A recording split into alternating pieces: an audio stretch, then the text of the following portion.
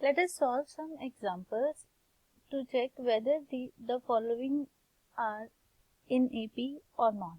Right? These are some questions of NCERT class 10th book.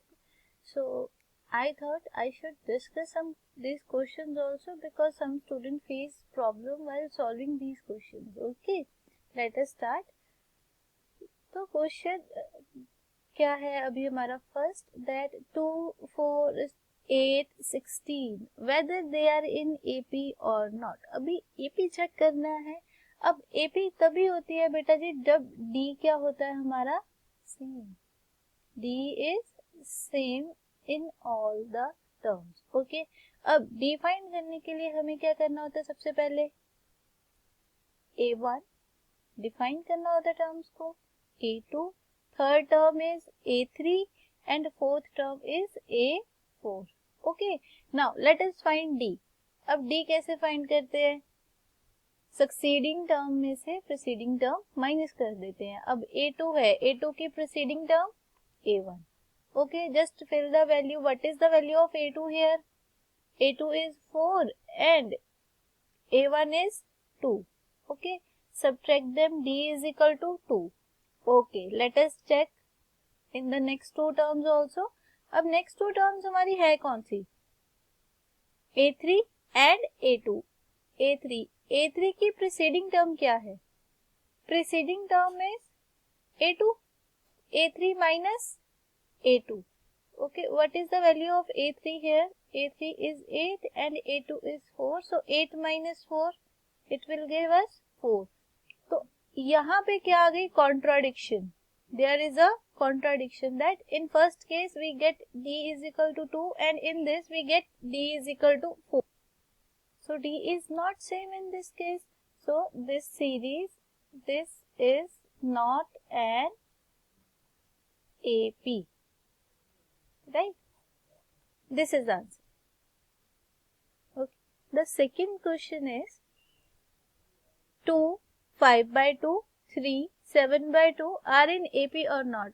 Same procedure is that first of all हमें terms को नाम देना होगा A1, A2, A3 and this is A4. ठीक है.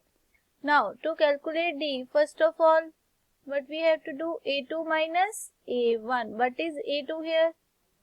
5 by 2 minus 2. Now what we have to do, take the LCM because they are rational numbers. Okay, अब 2 and 1 का LCM is 2. Now subtract them, 5 minus 4, I get 1 by 2. ठीक है. Now about the second thing, D is equal to A3 minus A2. Third term में से second term minus करेंगे to check whether they are in AP और not, क्योंकि D should be same. Okay, A3 is 3 and A2 is 5 by 2. Now again take the LCM. 1 and 2 का LCM is 2. Okay, 1 को 2 बनाने के लिए 2 से multiply करना पड़ेगा, तो न्यूमरेटर को भी we will multiply with 2. 3 into 2 6. Okay, 2 तो 2 ही है तो किसी से भी मल्टीप्लाई नहीं करना. 5, answer is 1 by 2. Now check that D is same in both the cases, so this is an AP. Okay, because D is same in both the cases. मतलब यहाँ पे भी D सेम है, यहाँ पे भी D सेम है, तो this is an AP.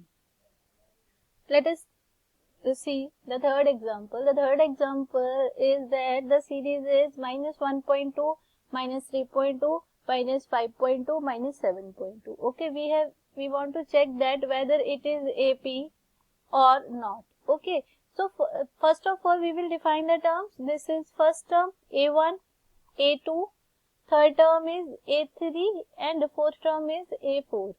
Okay, अब AP है या नहीं ये चेक करने के लिए हमें D चेक करना होता है, right, common difference.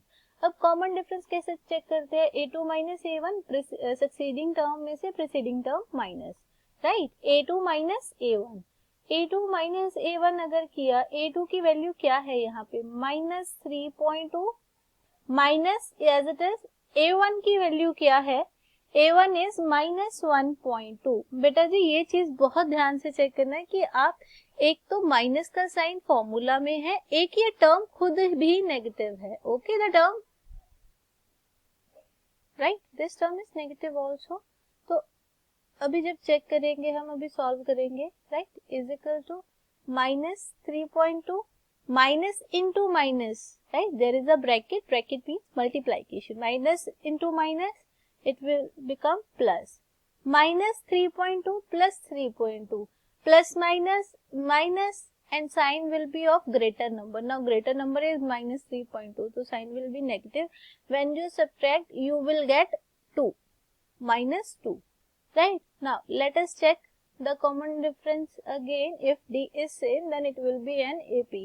Okay, now D कैसे find कर सकते हैं? सक्सीडिंग टर्म में से प्रीसीडिंग टर्म को माइनस करके, means A3 minus A2. What is A3 here? A3 is -5.2 and A2 is -3.2. Okay, now -5.2 minus minus plus 3.2. Now subtract these term. अब बड़ी टर्म कौन है? Which one is the bigger term in this? Is -5.2. ठीक है, बिगर term वैसे तो positive number बड़ा होता है, but negative and positive, plus minus minus, अब दोनों में से नंबर कौन सा बड़ा है साइन के बिना? इट इज 5.2, तो negative sign. Okay, -5.2 plus 3.2 subtract किया, we will get -2 as a answer. Okay, so D is same in this case. D is equal to -2, D is equal to -2. Right, D is same, so it is an AP.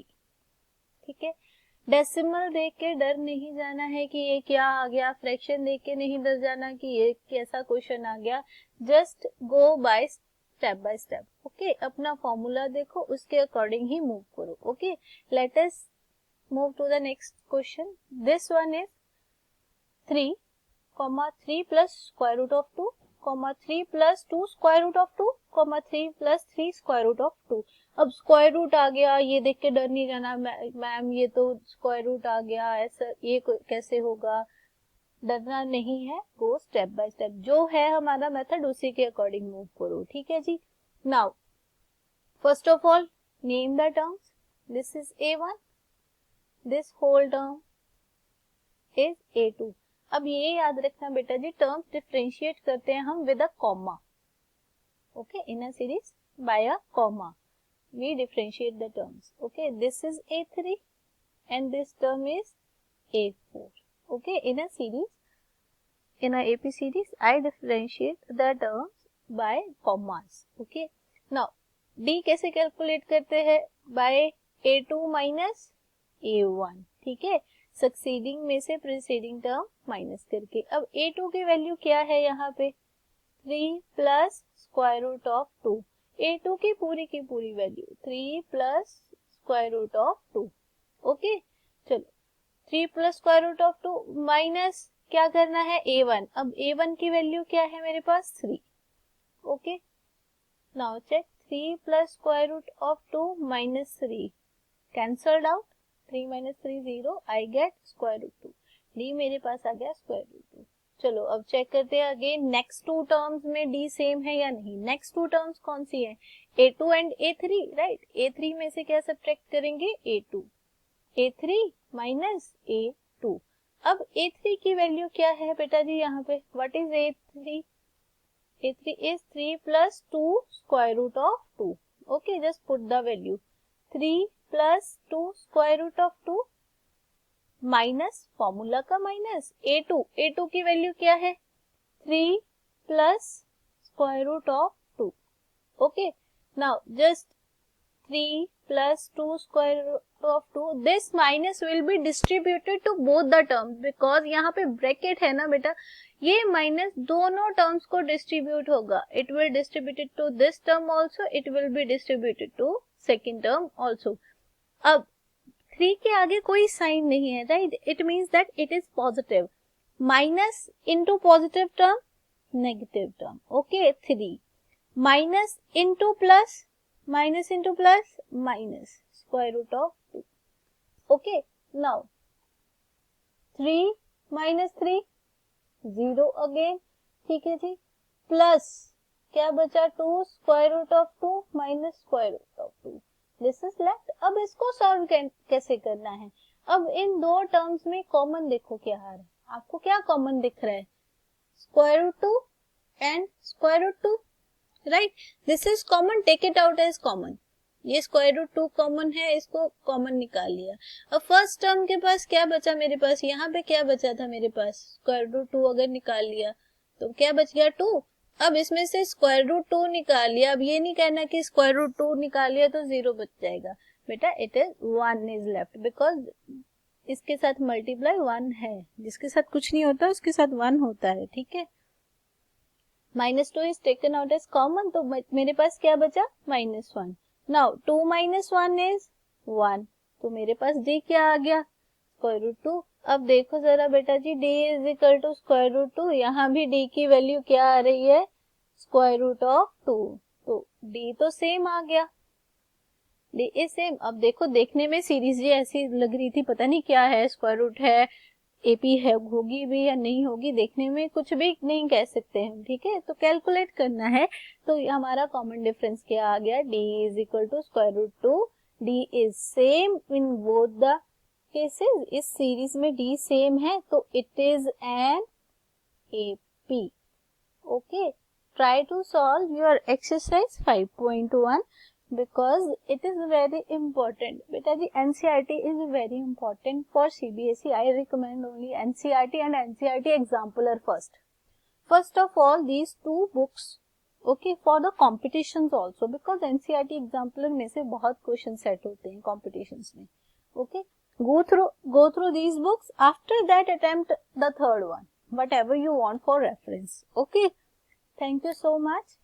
If you have any kind of doubt in this topic, you can post your comment. I will make another video relating to your doubts. Okay, in the next video, we will discuss about the nth term of an AP और discuss करेंगे ये formula बना कैसे.